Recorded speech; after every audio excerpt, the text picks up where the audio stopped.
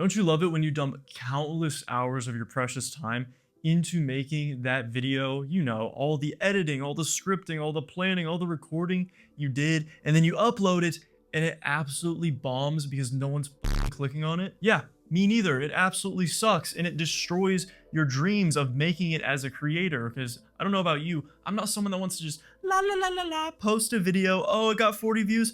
That's okay. I'm only doing this for funsies. No, yeah, I have a passion about this, but I also wanted to make it a business. I wanted it to be my life because I didn't want to stay stuck in some 9 to 5 job under fluorescent lights for the rest of my life. That sounds terrible. And after years of getting better and better and better at YouTube and still having videos bomb, I eventually cracked the code and realized it was due to my thumbnails. And no, it wasn't that I needed to buy a $5,000 camera setup. It wasn't that I needed to make Mr. Beast looking thumbnails. And most surprisingly, it wasn't that I just needed to get a little bit more handsome. It was because I was missing two key things that literally any creator can do, that once you add it into your thumbnail, you will get more clicks than you were before. And I have proof. Because once I figured this out, my channel skyrocketed to 241,000 views. I've made around $45,000 off ad revenue, which isn't a lot. I make way more with the business.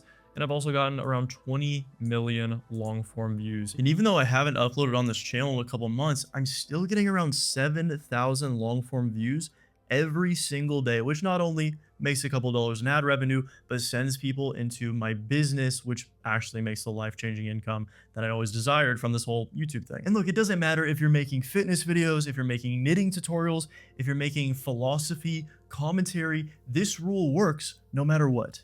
Oh, sorry, didn't mean to flex on you with another source of income built off my YouTube channel, my bad. So anyways, not too long ago, I uploaded a video with this thumbnail right here. It's actually a pretty dope looking thumbnail. I had ChatGPT light my YouTube play button on fire. If you want to learn how to do stuff like that, comment down below. I might make a video about it.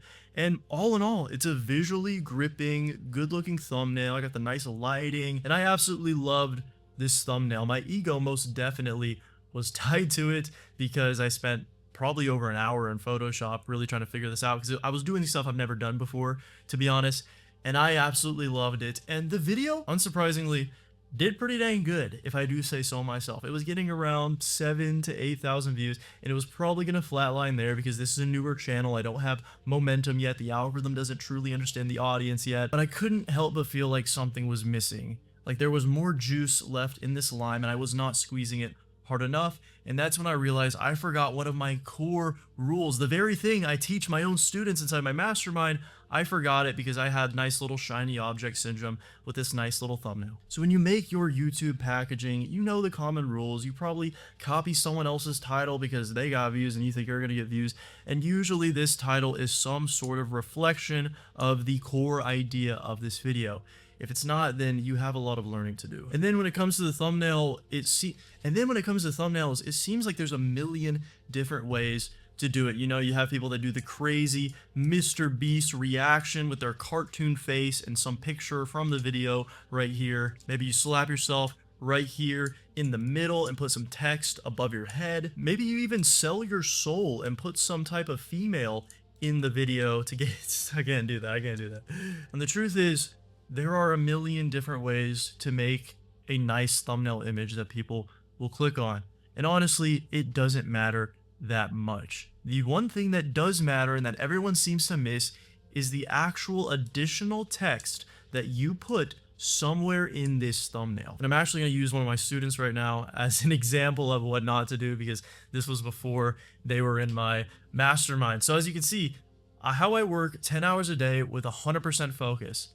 And they thought, well, okay, what text should I put in the thumbnail? 10 hours of 100% focus.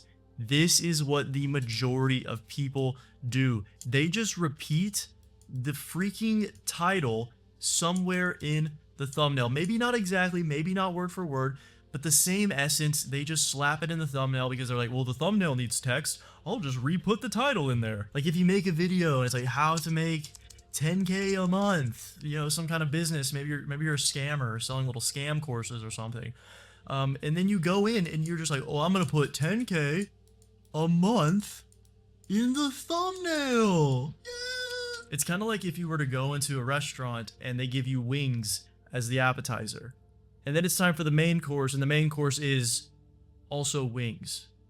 We already had wings. I don't want wings again. I want something additional. I want something complementary to this meal experience. So understand, if you're repeating the same exact idea already expressed in your title, in your thumbnail, you are just wasting real estate, which is pretty similar to what I did here. I have this whole right side of the image that I just left blank because I thought this is such a beautiful image. I'm so proud of this. I'm the best. I'm not even gonna put text in the thumbnail. I don't need it. Okay, Kenny, that's fine and dandy and all, but then what do I put in the thumbnail if I can't put another iteration of the title? That is what this video is about. There are two different paths you can take when it comes to thumbnail text that almost always guarantees more views. It has gotten me millions and millions of views on my main channel. And the first path is you take a contrarian stance. You say something that is going to, in some ways, emotionally trigger the target audience. Now, this only works if you have a deep understanding of who you're making content for. You almost have to read their minds in order to use this method, which is why in almost every video, I recommend you grabbing my completely free audience avatar generator in the description, because you don't need to be stressing about the algorithm. You don't need to be stressing about the niche. You only need to be stressing about the audience. And the moment you gain clarity on your audience, your content's impact, your content's performance can and will 10x. So it's in the description. If you actually care about this and want to take this content thing seriously, you should probably grab it. And the way to come up with this stance is you have your audience avatar, your ideal viewer profile, and you want to understand what their currently held beliefs are around this topic that you just made video about. Namely, the preconceptions they have, especially once they see your video and read that title. For example, I made a video about how to actually wake up early, and I titled it, "This Mental Trick Forces You to Wake Up Early." So clearly the video is about how to wake up early, right? So what did I do? I thought about the avatar and I thought, what is their currently held beliefs around waking up early and optimizing their morning? And I realized, because I understand them, that they watch a bunch of creators that talk about their morning routines, their nighttime routines, and that is how they wake up early and are productive and all that. My video wasn't about that. My video was actually about an idea that almost challenges the notion of even having a routine. So what did I do? Because I thought they're going to see that and think, oh, another video about a routine. I added in the thumbnail, "You don't need a routine."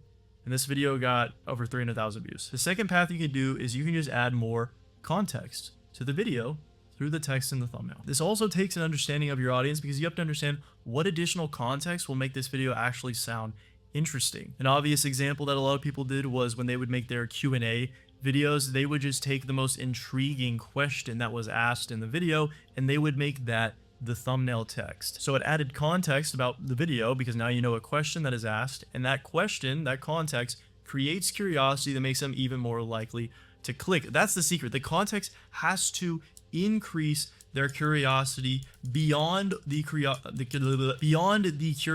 that the title itself has already evoked. And I'm actually going to use my same student as an example, because we did this in one of her recent videos, and it's an outlier. I think it's now it's the most viewed video on her channel. Pat myself on the back.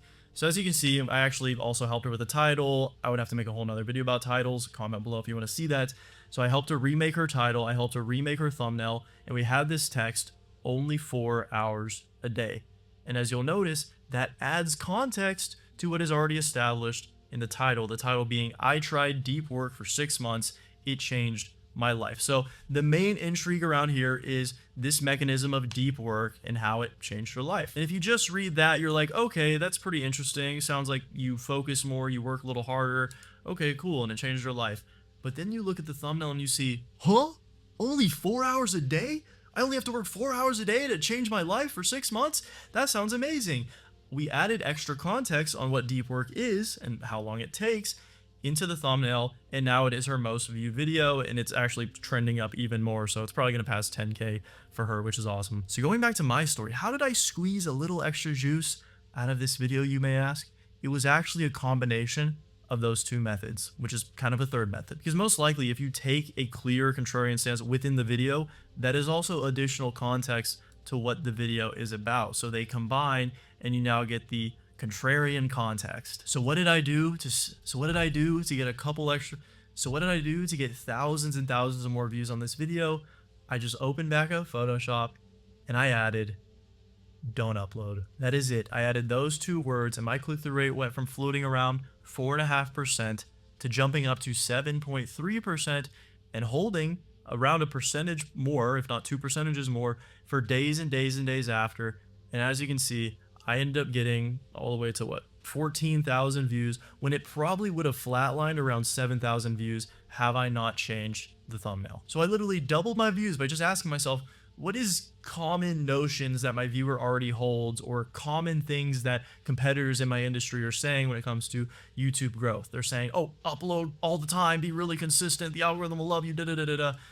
Well, in my video, I actually kind of made a point how consistency isn't the answer and you actually should do this other thing. So what if I put don't upload in the thumbnail? So hopefully by now you've realized thumbnails are precious real estate and you need to treat them as such. And do not just copy the title into your thumbnail or I'm gonna fucking find you. But look, having the best packaging in the world doesn't matter if people do not watch it, engage with it, and are actually satisfied. That's a thing. The YouTube algorithm isn't just watching for watch time, the stuff that we can see on our end, it's also trying to optimize for viewer satisfaction, which means you really need to make compelling content that helps the viewer. And if you want to know my exact framework to do so, you can literally just copy this YouTube framework and it will blow up your videos. And if you have a business, it'll get you more sales. Then click the video on the screen right now to learn the PASIC framework. Just copy it in your next video. It'll be epic. So click it, click it. Thanks for watching. I love you. Bye bye.